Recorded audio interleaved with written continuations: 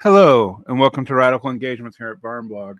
It is transitioning to the cooler weather of fall, off of the heat of the summer. And I am transitioning to talk about an article from the spring by Miri Davidson on Sidecar, connected to the New Left Review. Now, there's a lot to parse here. Miri Davidson's not an author I know. I'm pretty sure I figured out which Miri Davidson we're talking about, though. And that is the teaching fellow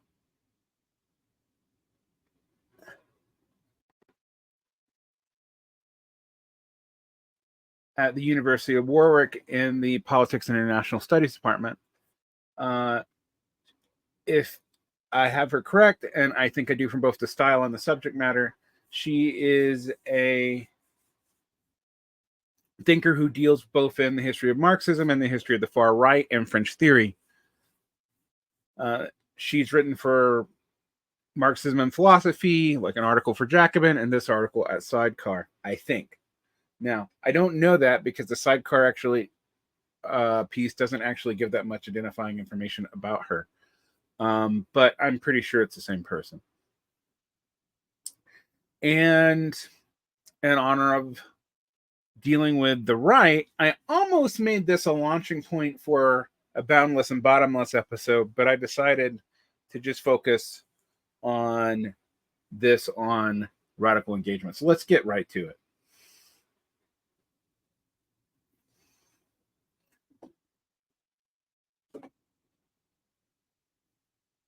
Sea and Earth, which automatically brings up the concept of Atlanticism versus Eurasianism, a la Alexander Dugin, but there's a lot more going on here.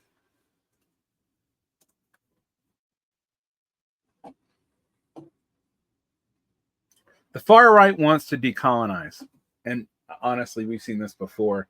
The far right in the 90s used the left liberal anthropologists' framework of human biodiversity to save languages and cultures to promote race realism. So they use that as a cipher, often taking language from the far left of all kinds of varieties and reappropriating it towards their own. But this is a little bit more interesting. In France, far-right intellectuals routinely cast Europe as indigenous victims of immigrant colonization orchestrated by globalist elites. I mean, after all, unlike in the Americas, where Criollos and whites cannot claim any indigeneity, there is some claim to indigeneity here. Although, in a way, it actually proves the problem with the concept. Renan Camus, theorist of the Great Replacement, yes, that comes from France, has praised the anti-colonial canon. And again, this reminds me of when Murray Rothbard praised Mao, or when Lou Rockwell praised Derrida and Foucault. It's not new. This is a long strategy on both in the continent of Europe and here in North America. Quote from Renan Camus. Renan Camus. I'm going to fuck up French. We're just going to ignore that. All the major texts in the fight against decolonization apply admirably to France, especially those of Frantz Fanon. Now that's funny. And claimed that indigenous Europe needs its own FLN. A similar style of reasoning is as evident amongst Hindu supremacists who employ the idea of Latin American decolonial theorists to present their ethno-nationalism as a form of radical indigenous critique. I've definitely seen that online. The lawyer and writer Sai Deepak did this so successfully that he managed to persuade decolonial theorist Walter Mignolo to write an endorsement. Meanwhile, in Russia, Putin proclaims Russia's leading role in an anti-colonial movement against unipolar hegemony. This is what the multipolarity framework is working for. And this is not to say that all their claims of being anti-imperial for the US or Western Europe are false. It's just maybe they have their own imperial ambitions. Maybe not. But one must remember multipolarity has poles, which implies regional hegemonies. With his foreign minister, Sergei Lavrov, promising to, quote, stand in solidarity with African demands to complete the process of decolonization. The phenomenon goes back to the kinds of reversals of canon to the reactionary discourse. A decolonial perspective is championed by two of the foremost intellectuals of the European New Right, Alain de Benoist and Alexander Dugin. This is not new. This goes back to the 1990s with de Benoist and the late aughts with Dugin. In the case of de Benoist, this involved a major departure from his early colonial allegiances. I haven't read early enough de Benoist to know that he had those colonial allegiances, and this is why a specialist on the French far right, like Dr. Davidson, is pretty useful. Coming to the political consciousness during the Algerian War, he found his calling among white nationalist youth organizations seeking to prevent the collapse of the French Empire. He praised the OAS for its bravery and dedicated two books to the implementation of right nationalism in South Africa and Rhodesia. Yeah, so when people try to claim that he's more left-wing than they think, they should probably read his early work, describing South Africa under apartheid as, quote, the last stronghold of the West from which we came. Yet, by the 1980s, de Benoist had shifted course. Having adopted a pagan imaginary, see his book on paganism, which is the first book by him I was ever exposed to, and dropped explicit references to white nationalism. He began to orient his thought around the defense of cultural diversity. Hence, Human Biodiversity Project, which was, even though it's race realist, was based off of left liberal anthropologists. Like I said, this is not new. I talk about the context of Reagan and the Reaganites using Saul Alinsky. The right appropriates left-wing canon for its own means, sometimes sincerely. And that's hard for leftists to get their head around. That doesn't mean they're allies at all. But sometimes the anti-imperialism, even though it may be selectively anti-imperialist against specific countries and maybe not others, it still might be sincere in those cases. Against the onslaught of liberal multiculturalism and mass consumerism, de Benoist now argued that the Nouvelle Droite, the New Right, should struggle to uphold the right to difference. From here, it was a short distance to claiming a belated kinship with the plight of the third world nations. And we see this with various thinkers. For example, the founder of the American Front turned New Resistance, when it moved from a third positionist neo-Nazi organization to a fourth positionist right anti-imperial organization, James Parazzo, often tried to recruit leftists, just like Keith Preston of Attack the System used to try to recruit leftists to form a rightist to fight the center.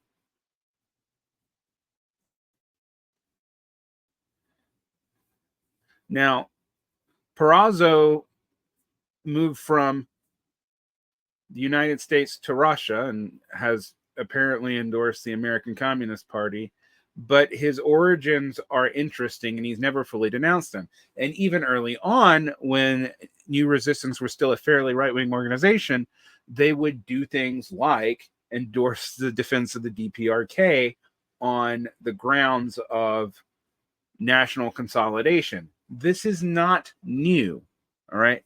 Their left anti-imperialism has a right-wing corollary, and some of it may even be sincere, but it's hard to parse because it's usually very selective in what it sincerely wants to oppose.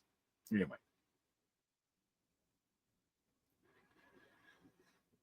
From here, it was a short distance to claiming a belated kinship to the plight of third world nations. Undertaken under the aegis of missionaries, armies, and merchants, the westernization of the planet has represented an imperialist movement by the desire to erase all otherness. He wrote with Charles Champigny in the Manifesto for European Renaissance in 2012. The authors insisted that the Nouvelle Droite upholds equally ethnic groups, languages, and regional cultures under the threat of extinction and, quote, supports people struggling against Western imperialism. Today, the preservation of anthropological difference and the sense of indigenous fragility are common tropes in the European far right. And I don't think we should be surprised.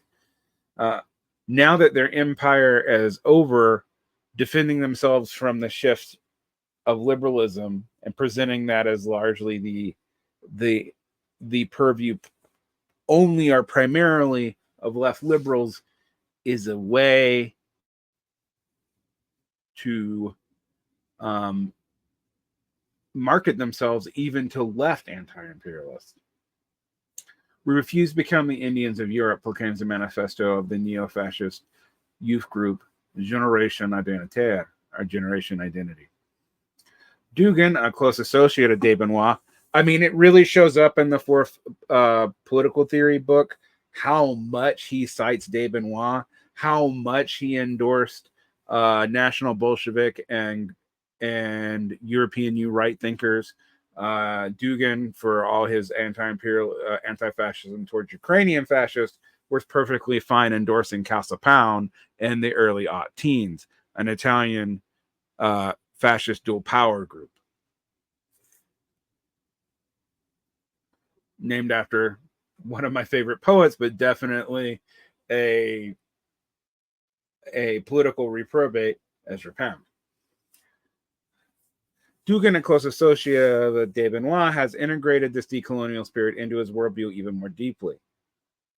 Absolutely.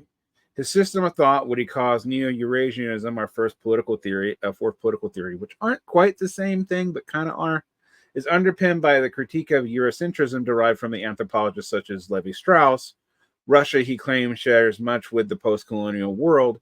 It too is a victim of the assimilating drive inherent to Western liberalism, with the forces of the world of ontological diversity into a flat, homogeneous, departicularized mass. We can think of Renaud Camus' undifferentiated human matter, or what Marine Le Pen called the flavorless mush of globalism.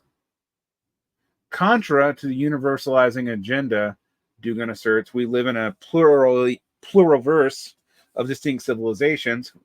Interesting. The funny thing about this is Dugin is actually, and even in for political theory, acknowledging that he basically agrees with Samuel Huntington, just sides with the other civilizations. Each moving according to its own rhythm.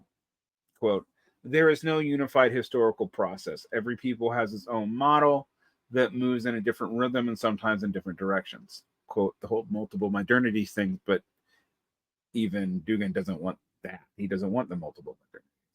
The parallels with the decolonial school of Mignolo and Anibal Quijano are hard to miss. Each civilization blossoms out of a unique epistemological framework, but its effervescence has been stunted by the unitary episteme of modernity. Dugin's words, but they could be Mignolo's. Yeah, and we see this a lot. And we see a lot of appropriation of post-structural and decolonial theory in a lot of the new right. A whole lot of it, actually.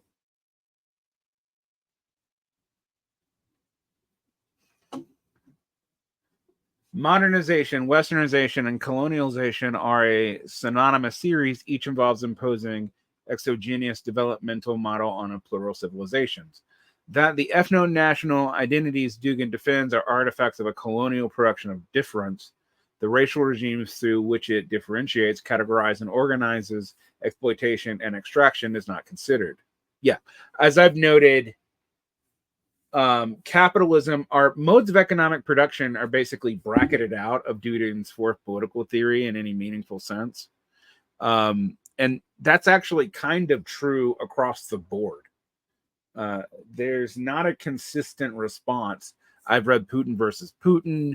I've read a lot of Dugin text, and I don't see a lot of political economy anywhere. There's not really a answer to that on their side. There's more of it in de Benoist, but what de Benoist is basically like Keynesian / social democratic, but for the nation, with some gestures to autarky or pan-European cooperation, but they're vague. Right. Nor, for that matter, is the quintessentially modern character of many anti-colonial movements, which sought not to return to a traditional culture, but rather to remake the world system. That was Fanon, but we have to think about decolonization led to a debate between those in Africa who wanted to return to a pre-European framework and those like Chinua Achebe, as he argued in The African Writer in the English Language, who wanted to use European frameworks like nationalism or a unifying language like English or French to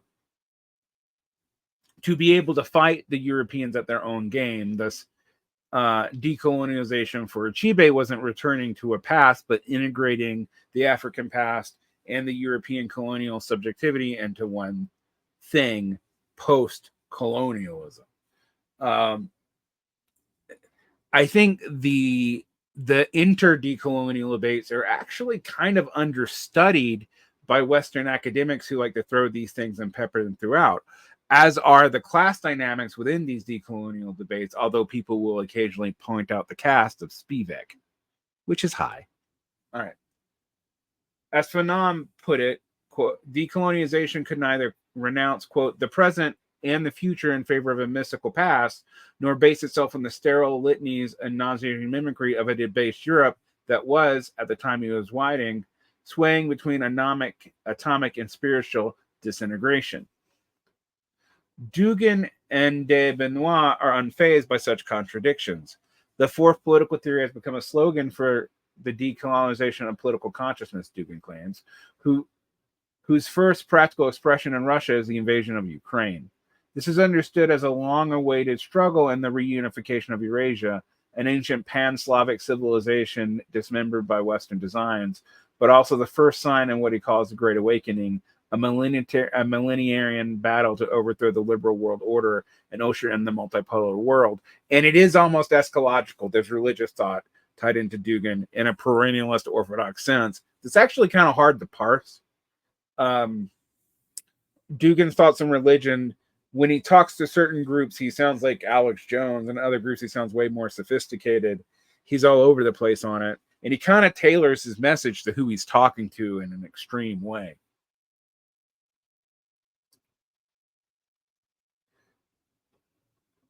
Dugin envisions a coalition of movements across the world participating in this battle. Quote, American protesters will be one wing and European populists will be in the other wing.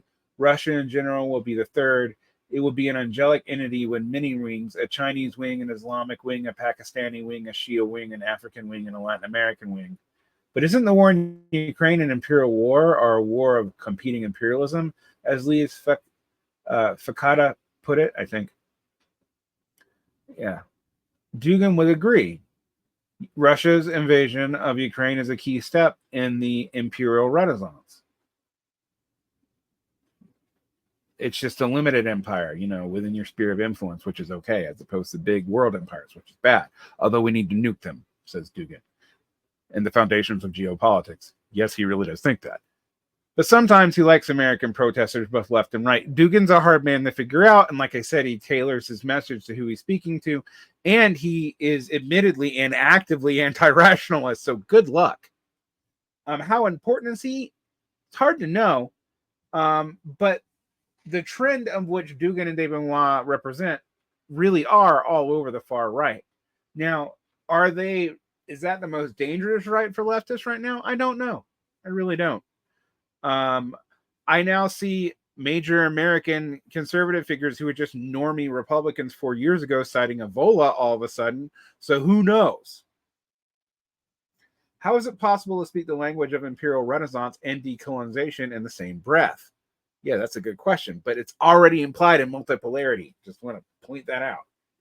Go back and read Morgenthau and Carr.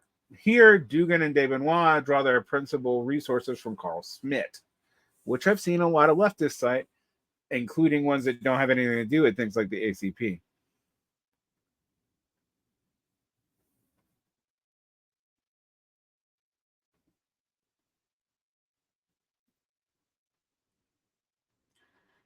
In his writings on geopolitics, Schmitt identifies the sea power of the Anglo-American maritime empire as a particular kind of imperial domination, one that is dispersed, deterritorial, floating, financial liquid. Sea power breeds a scattered empire lacking a territorial coherence and generates a spatial juridical framework that reads the surface of the earth as merely a series of traffic routes. I mean, even Bordiga talks about this, although he saw that sea power's domination of trade, making it, and then air power after that, making it dominant in a way that it was going to be hard to fight. And thus, land power was going to fade in importance, except in the need for land for the composition of organic capital. Which is interesting to note that Bordiga kind of came to that from his Italian left communist position, but it does kind of rhyme with what Schmitt was on about. This imperialism also generates its own epistemology. Quote, the juridical way of thinking that pertains to geographically incoherent world empires scattered across the earth tends to be by its own nature towards a universalistic argumentation, Schmitt writes. Under the guise of the abstract universals such as human rights, the imperium, quote, interferes in everything. It's a pan-interventionist ideology, he writes, all under the cover of humanitarianism. And also, I mean, I could have said something like that, even though I disagree with Schmitt at its very core. There is a way in which things like human rights are pan-interventionist ideologies, and they're increasingly not based in any coherent concept that undergirds them other than the whim of Western moral notions, which are largely emotivist in their self-understanding or utilitarian. Anyway, against the deterritorial imperium, Schmitt opposes what he considers to be a legitimate territorial imperialism. Yeah. Land power is fine. And, you know, as is depopulating of the Slavs of Eastern Europe. That's not what Schmitt was supporting the Nazi Party for or anything. Not at all. Anyway. Schmitt cited a lot in Dugin, but Dugin pretends like he wasn't a Nazi. Which he kind of has to, because there's laws against being a Nazi in Russia, even today. But, yeah, bullshit. This is based on his concept of Grossraum. And the Reich, a Grossraum, can be understood as a civilizational block, while the Reich is its spiritual, logical, and moral center. As Schmitt writes, quote, every Reich has a Grossraum into which the political idea radiates and which is not to be confronted with foreign interventions. See Germany saying, our Grossraum is why we can take the Sudetenland in Poland. If imperium corresponds to an intra-neural, mathematical, natural, scientific conceptions of space, then the Grossraum involves a concrete conception inseparable from the particular people that occupies it. The territorial notion of space, Schmitt writes, is incomprehensible to the spirit of the Jew, those rootless cosmopolitans who can't get into the Grossraum. As de Benoist proclaims, quote, the fundamental distinction between the earth and the sea, the land and sea powers, which define the distinction between politics and trade, solid and liquid. By politics, they mean war, by the way. And that should be obvious, but it's often not. Because they also pretend to be peaceniks selectively, but they're lying. Anyway, area, network, border, and river will become more important again. Europe must stop being dependent on U.S. sea power and be in solidarity with the continental logic of the earth. Even though Europe, the people who invented the sea power, see Spain, see Britain, I don't know why they, don't deal with that. Land is being colonized by water, the heartlands by port cities, sovereign authority by flows of transnational capital. And we do see the dominance of port land over even the U.S. heartland. And we see this in the U.S. development of cities, where a lot of the U.S. cities' internal like Chicago or St. Louis, more St. Louis than Chicago. Chicago still has, the Great Lakes nearby, have really become less and less important. But let's not pretend like cities aren't in rivers, even in these, quote, land empires. The flow of movement of trade and the borderlines between types of typographies have been where cities have burst up pretty much for fucking ever. Anyway, with this opposition between the Imperium and the Grossraum, Smith's thought provides an impressive realignment of territorial empire building, becomes compatible with a certain anti-colonial sentiment. And the fact that so many people in these movements, both those who claim to be left and those who are explicitly right-wing, and those who claim to be beyond it, which is often a tell for something else, cough, cough, it is, I think their anti-colonial sentiments are sincere, but they're also imperialist in the pure sense of the term. In Dugin and de Benoist's recent writing, colonialization is despised deterritorial affair, while imperialism is reserved for the more noble territorial form of expansion, which kind of is the opposite of things. Colonization usually is the claiming of territory, and the Marxist tradition, imperialism, is not actually usually actively colonial after the 19th century, although it is sometimes. Marxist theories of imperialism are more manifold than people realize, and that's actually its own problem, but we're not going to talk about that today. I've talked about it a lot. Colonialism has come to mean less a phenomenon of political or military domination than a state of intellectual enslavement, in Dugin's words, are what some people will call cultural imperialism. Less a matter of territorial annexation than a form of subjection to the colonial ways of thinking. It is a sovereignty of minds, words, and categories that is violated. Colonialism dominates the world by stripping away identities. No more women, no more gender X, to use Giorgio Meloni's terminology. It is an ethnocidal at its core. Cultural, racial, and demographic replacement are its principal tools.